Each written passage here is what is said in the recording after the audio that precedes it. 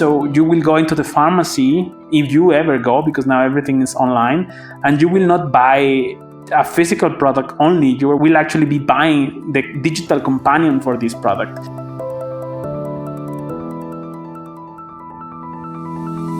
Welcome to the Personalized Medicine Podcast. This is the place where scientists, clinicians, and entrepreneurs discuss the progress of this rapidly developing field.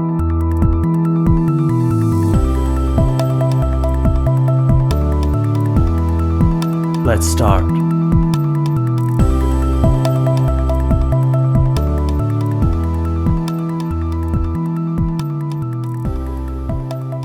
A very warm welcome to the next episode of the Personalized Medicine Podcast. It is my pleasure to introduce our guest for today's episode, Dr. Leo Martinez. Leo is one of the founders of Colorimetrics, the mobile health tech company behind Pearl Fertility. Pearl Fertility is the first app to be approved as a medical device to monitor and chart all important hormones of the menstrual cycle at home and help women with their fertility decisions. Leo obtained his PhD in biotechnology from the University of Cambridge and has written dozens of peer-reviewed papers, a couple of book chapters, and holds a number of patents in the field of mobile diagnostics. Leo was named as Top Innovator of the Year Under 35 by the MIT Technology Review in 2014. He has received numerous awards for the startup venture Colorimetrics, founded in the city of Munich in Germany. Welcome to the Personalized Medicine Podcast, Leo. I look forward to hearing all about Colorimetrics and the Pearl Fertility app. Thank you for the kind introduction. I'm happy to be here and happy to tell you more about our venture and how we're helping women trying to conceive to get pregnant fast. Wonderful. So, Leo, my first question to you is, what does Colorimetrics do and how did it all start?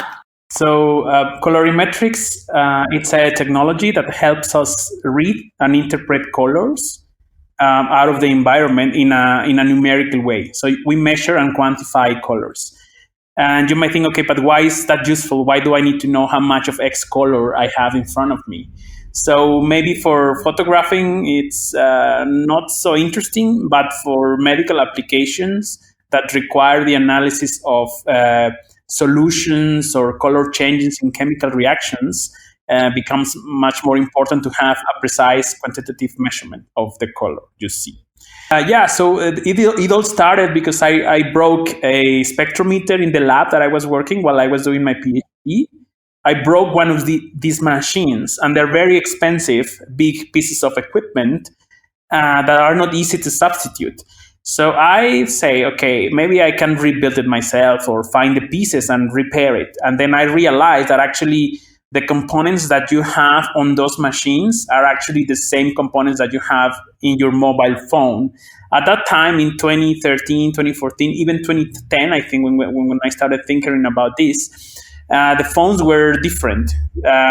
We've seen an evolution into like the camera specs and the things that the phone camera can do, that it just gets better and better and better. So it's basically a light sensor, a CMOS sensor, or a CCD sensor at that time, and a computer. And that's exactly what the spectrum photometer was. The only difference is that those machines in the lab can split the light into very small wavelength fractions, whereas a phone cannot. But a phone has filters on the sensor that allow you to detect different colors very accurately. So it's not as precise as a laboratory equipment or a machine in the lab, but we can actually get some quantitative measurements out of a phone that are helpful for biochemistry analysis, for environmental analysis, etc. So this is how colorimetrics came to be. The name is also very simple. We measure colors, so colorimetrics with an X at the end. So I wasn't really thinking that this was going to turn into a venture at that time. I just wanted to innovate. I just wanted to find a solution for a problem. But here we are, a couple of years later, actually having the technology apply for fertility. So we put all that and package all that tech into helping women trying to conceive by helping them check their fertility at home. That's quite interesting. So, as you mentioned about like how women can check the fertility, and this kind of brings me to my next question: what is this Pearl Fertility app, and what was the motivation, behind it? Yes, so the Pearl Fertility app allows any woman test for different hormones at home, and the hormones that we use in the app are follicle stimulating hormone, luteinizing hormone, and progesterone. So these three hormones regulate and dictate how the menstrual cycle is going to be. They also predict and check when the ovulation is going to happen. And based on the ovulation and the extent of the cycle, we can find very accurately what is called the fertile window. So the app, it's basically a little computer lab that you carry, and it's very similar to the period apps that already exist in the app stores or Play Store. But we just added science and technology to those apps that otherwise are they're very nice. They give a nice indication and they help women track certain aspects of the cycle. But I think they lack to show the certainty of a measurement that is something coming from the inside of the body, and so they can have a medical approach to their cycles and fertility at home using our app. So the motivation behind it was to actually help bringing this knowledge into a topic that it's very women centric. So you don't see many guys talking about it because it's not something that concerns them, but it's something that happens every day for every woman. And we guys, we just don't have that information registered in our brain because we just don't have it. We don't experience it. And it's also not something people is talking about all the time. And it's like, why is there no any effort put into that on a more general level? And of course, it's because this traditional way of seeing the menstrual cycle, but more and more nowadays, there is more information out there. And of course, we being like technical guys, coding, etc. So it was just natural to put that knowledge into that field, which is also a very interesting market. Also, we had female colleagues that were pitching the idea like, yeah, we should really do this and focus on that. And, I grew up around women, so I know like this topic is in the air for me, since early ages. Even if I didn't want to know or didn't want to hear, the topic is always there. So I knew that this is a big topic, and here we are, perfect to it. Your story is very inspiring, and it is a very novel initiative by you. So, Leo, can you tell us more about the algorithm this app uses, and how is it different from the other ovulation kits which are available in the market? Yes, of course. So what you find in the market nowadays is either apps that help you track your menstrual cycle with revising, for example, the days when the period comes, and mainly based on statistics. And on the other hand, you find ovulation prediction kits, which are test strips, or like similar to the pregnancy test that you find in the pharmacy. There are big brands there you can find on the shelf, like I want an ovulation test, I want a pregnancy test, same brands. But these tests only give you like a happy face interpretation, like a positive, negative approach. So we say, okay, so those apps lack the accuracy of a hormonal measurement, and these tests lack the convenience and intelligence of an app. So we just decided to put it together. So that's what makes our technology and our app different and stronger than those technologies out there which exist separated. So of course, we added intelligence to this approach. So we not only collect or detect the hormone measurement concentrations from these tests, we actually, with our color measuring technology, transform them into levels that can be recorded over time. So over time along the cycle, you can see how actually the hormones go up and down. And this is new. Like, this is something like you really cannot find any other solution out there that does this. So on top of that, we added even more intelligence by finding algorithms that can actually analyze these hormone patterns to actually do early predictions of certain events of the cycle, mainly the ovulation. So these algorithms analyze the hormonal trends and how they're going up or they're going down, and they can give predictions in advance, for example, up to 6 days in advance. And this is important because the fertile days, most people don't know, but the days with the highest chance of getting pregnant are the days second, third, and fourth before the ovulation. So it's very important and key to find ovulation to know when actually the real high fertile days. And so with our app, so we can find these trends and predict ovulation earlier so that we can actually tell when the real fertile window starts before it actually starts. And this is really important for the women that are really trying to conceive, for example, to time the ovulation properly. We also, of course, have women that are not interested in conceiving so much, but they want to be aware of their fertility and what's happening when in the cycle. And they really want more knowledge about their cycle and when ovulation happens. And they are aware of how long the ovule lives. It lives for like around 24 hours, and then after that, it cannot be fecundated, and it's produced at the ovulation date. So all this information just empowers women taking control on their fertility. So you mentioned about strips and like a usual pregnancy test. Does this app use some special kind of strips, or it is compatible with the old strips which are available in the market? That's a great question. So in principle, we could read any type of strip, including like the big brand ones. But we have to calibrate the app because itself it's a medical device. So it's designed to work specifically with the tests that we provide or that we calibrate the app with. So we sell the kits ourselves, uh, and we make sure that they have the quality we need, the dimensions we need, the timing of the test that we need, because every manufacturer introduces certain variances in their test or differences that then we have to account for all of them.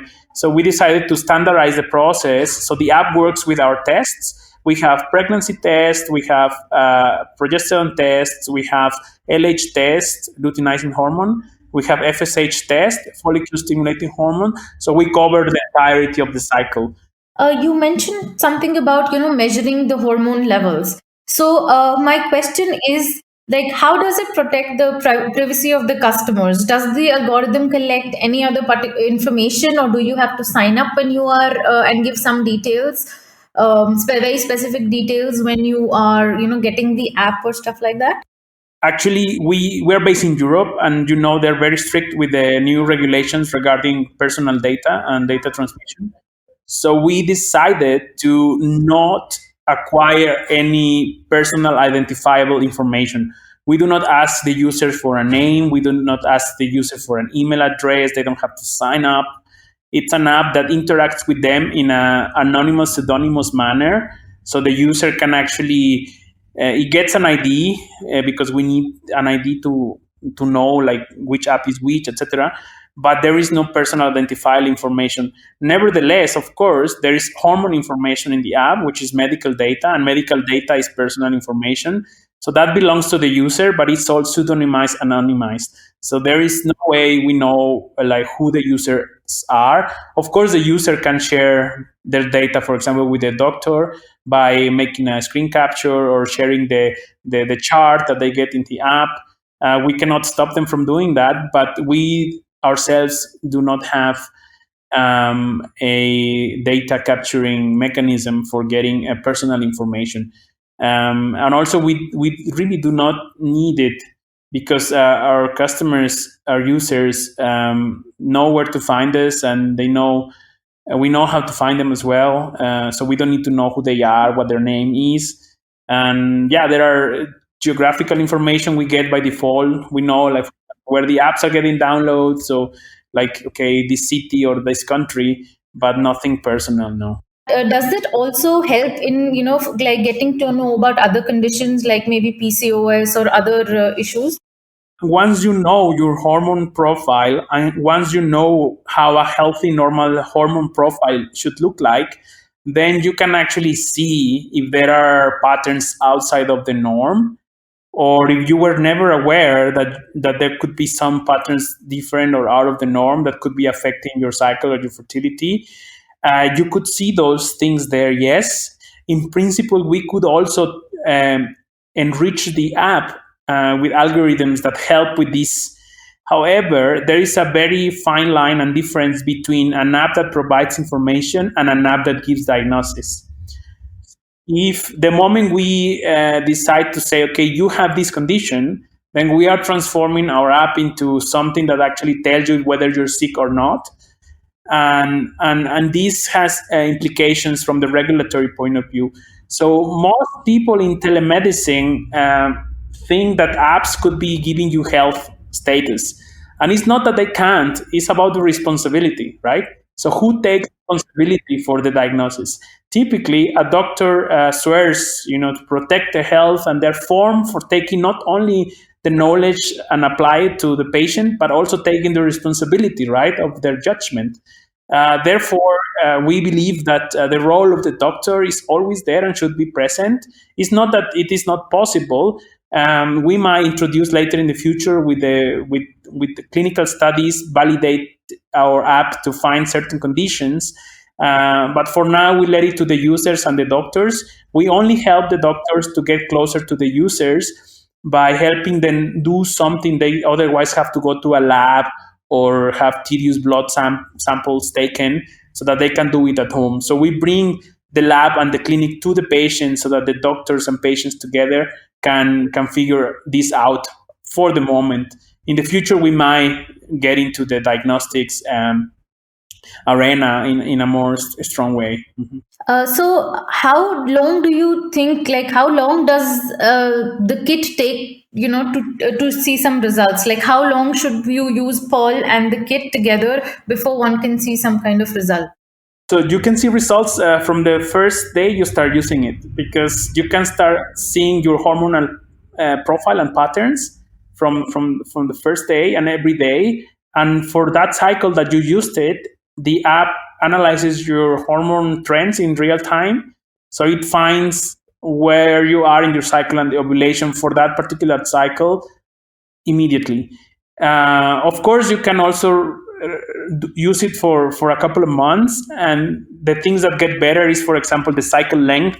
Rather than estimating a cycle length that you don't know how long it's going to take, the app uses your previous cycle data, and the predictions just get better. But we know that every cycle is different and every woman is different. Therefore, it only matters what you're measuring in that particular cycle in terms of hormones, because this cycle may be longer than the previous one. So it doesn't matter how the other ones really behave. It helps for statistics. But if you really want to have a precise determination of your ovulation based on your current hormonal trend, then it has to be real time. So you see results from month and cycle one. That's quite fast. So my next question is, like, is there any specific time, at which like the test should be done, or it doesn't depend and it can be done at any time of the day? It can just show you the hormonal profile that time. Yeah, we recommend the test to be done in the morning because the hormones are actually pulsatile. They are very connected to the circadian rhythms. So when you are asleep, the pulsations are more frequent. So there is more homogeneous production of the hormone. So it's a nice way to have a baseline of what was accumulated during sleep, which tends to be more constant than if you do it during the day. That's why the tests are done with first morning urine. It's possible to do it in the afternoon, of course, but that introduces a little bit of error. So the more consistent you do the measurements, so the better the predictions will get. So we recommend to do the test first morning, with the first morning urine, and that should give more accurate results. Wow, that's something to keep in mind. Are you also planning to add some more functionality into the Pearl app, or you're planning to, put like more to develop another app for more set of hormones or stuff like that? Yes, actually, we just, as I mentioned at the beginning, we also have progesterone, but this is some test that we didn't have before. We just actually launched it for our own app a couple of weeks ago. So now you can add progesterone to the app, but of course it's the same app. We just added an extra test. We have plans to make the app more useful for certain conditions, as you mentioned, PCOS or other conditions that imply this disruption in the normal hormonal profile patterns. So we are trying to get our app to be more useful for those conditions. So, but it would be the same app rather than an extension or modification. If it really changes completely because the usage is different, then we might also consider developing a new app. We're also partnering with big companies that are interested in our technology and have stronger brands in the feminine care or in other retail environments, and then we might see our technology also elsewhere. But for now, it's all around the same app. We're trying to build a constellation of add-ons and features and usages that are feeding information into the main app, so that the main app continues getting stronger. We have, of course, the possibility to use the core technology, colorimetrics, into other applications for other purposes, for example, water testing, etc. But for now, we are not pursuing those projects because we discovered that there is so much to do in the fertility field and cycle tracking that we are focusing 100% on femtech at the moment. That's amazing. That is a very interesting field, and I'm sure there's a lot to do and find out still. Like listening to you, I just a thought came to my mind. Can this technology, like not directly, but somehow, help women which are towards menopausal stage also, monitor their hormonal profiles, because like a lot of problems in women occur during that time, like when they are at the menopausal stage. Yes, so the app is made at the moment to give fertility predictions and find the fertile window based on a regular hormonal profile, right? So the predictions will be off because the hormones behave differently in menopause. However, we do have users that use our app for tracking their hormones and how they are really getting changed during menopause. And so the predictions are, say, perhaps not as useful for fertile days, but it's very useful for them to see how their hormones oscillate and change, because then they can anticipate certain aspects. For example, we know that there is very particular hormonal changes when hot flashes come, right, which is a common symptom of menopause. So women use it in a slightly different way to monitor their hormones and anticipate changes during menopause. So this is an app which is there for like women of all age groups. That's right. Yes. Wonderful. We are doing this show for you, and your feedback is very important for us. So if you have any suggestions or comments, would like us to cover a specific topic or recommend a guest, please write us an email to team@pmedcast.com. Or you can reach out to us on LinkedIn, Twitter, or Facebook. Just type in Personalized Medicine Podcast and you will find us there. To download the show notes for this episode, visit our website, pmedcast.com. It's pmedcast.com. The show notes include guest bios, links to their most notable work, and recommendations for additional reads on the topic of the episode. Make sure to check them out. And don't miss the next episode. Subscribe to our podcast on your favorite podcasting platform. Give us a rating and leave a comment. It will help us make this show better. And now, let's get back to the interview. So, Leo, what have been the biggest challenges in developing this app, or the whole process of reaching to this point? I think the biggest challenge we have faced is the certification process and regulatory approvals. That's something that we were not expecting to be so overwhelming. We knew that it was tedious. We knew that there was work to do.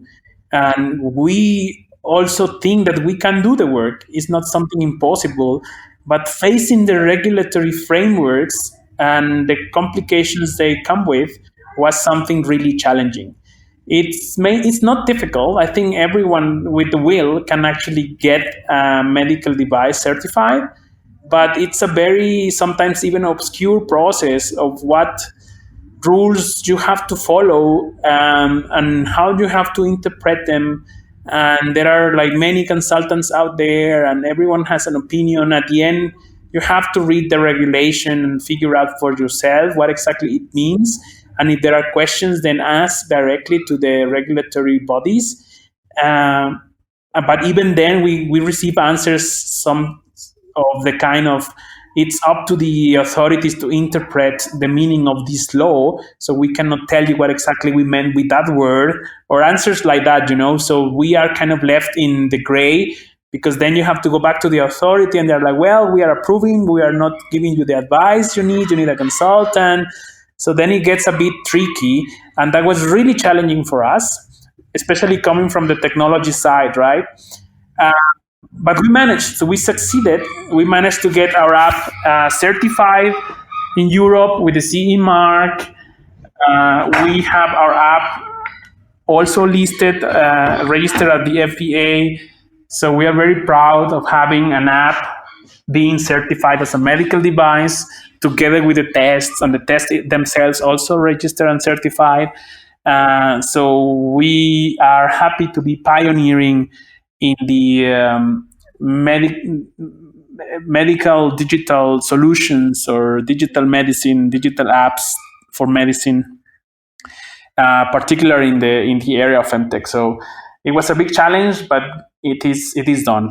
Wonderful. That's really good to know that it's behind you now. So, Leo, like as you mentioned, that the whole idea of starting up colorimetrics and fertility app, it came from breaking instrument in the lab. I hope that you don't give the same suggestion to the PhDs or postdocs who kind of want to venture into the startup space. What would be your advice to such people? That's a great question. I'm not sure I can give advice on how to do it, because I think it just happens.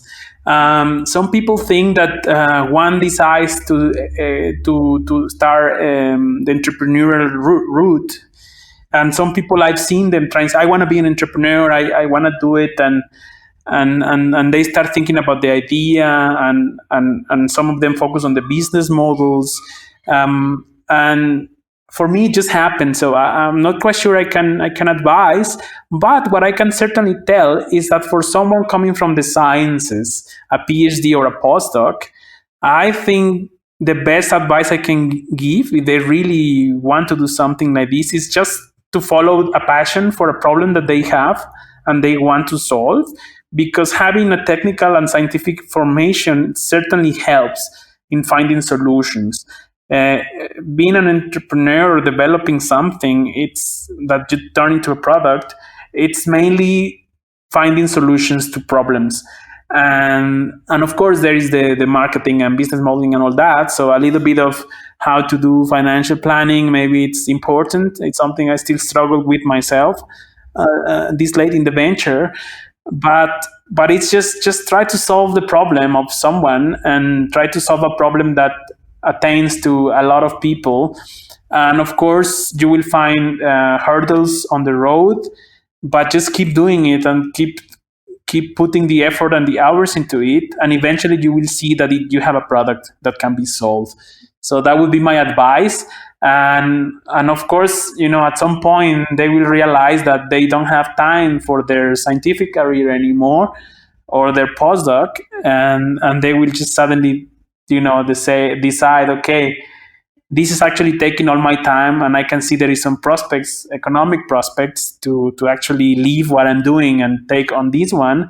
And there might be hard times as well, economically speaking, but that would be my advice. Like, go for it, and you will figure the other things later. I myself was doing a postdoc when I jumped into this venture, so I know how it is to be in the academic world. I know that you still have to do a lot of work to get your grants and to get your money for your science. So similarly, you can put all that effort into getting something that can be sold, so that later on you can have a product.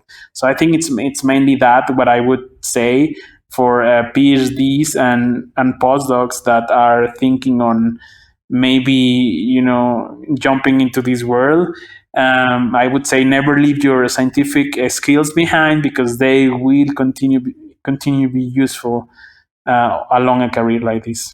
That's great piece of advice. So you mentioned about fundings and venture capitalists. So what is your advice, or how difficult was it for you in that direction, like getting funding?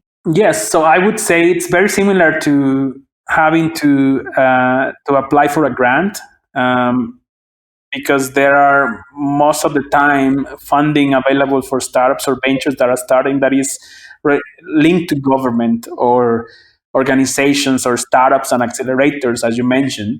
So there is some funding available for you there. So it's not so different as applying for a grant for a postdoc or a research project, except that it's easier because it's less complex in terms of the knowledge that you have to intricately build around a problem that you want to solve.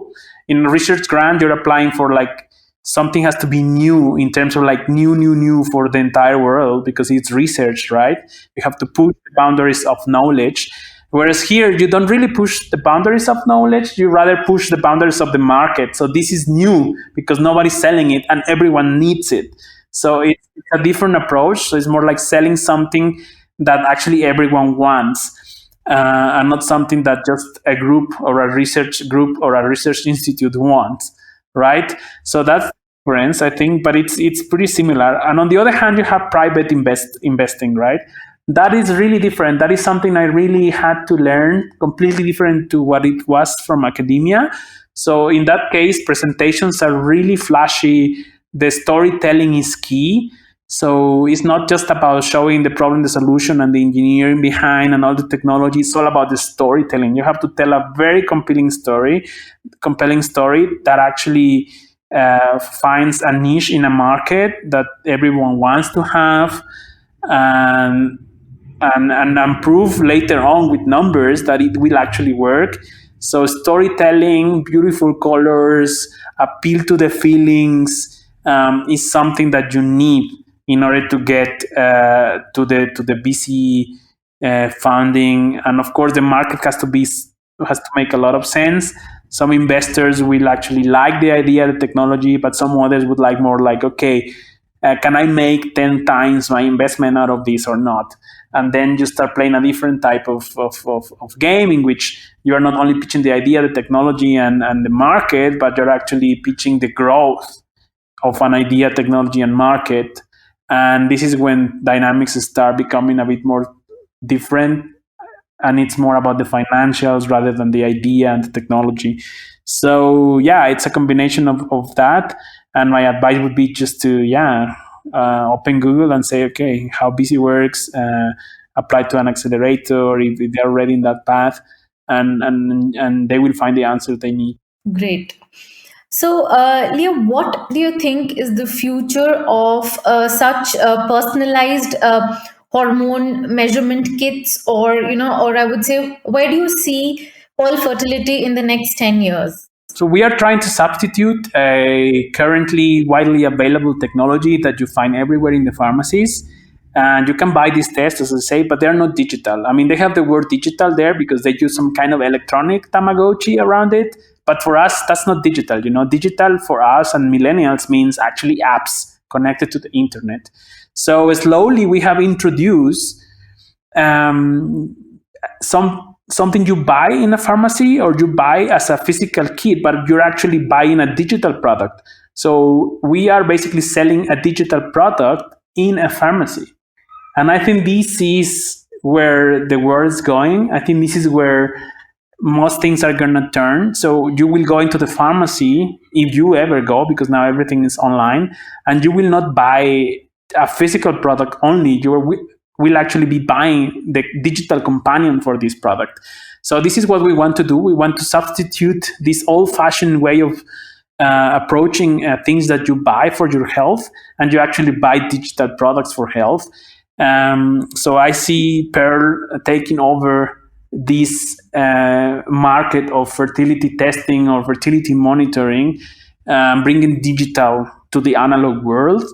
And I hope that Pearl serves as an example of getting this done for many other fields of medicine, and that is possible, and it encourages digital health entrepreneurs or digital health enthusiasts to actually try and go and substitute every single product with a digital solution. That's really good, farsight on the whole topic.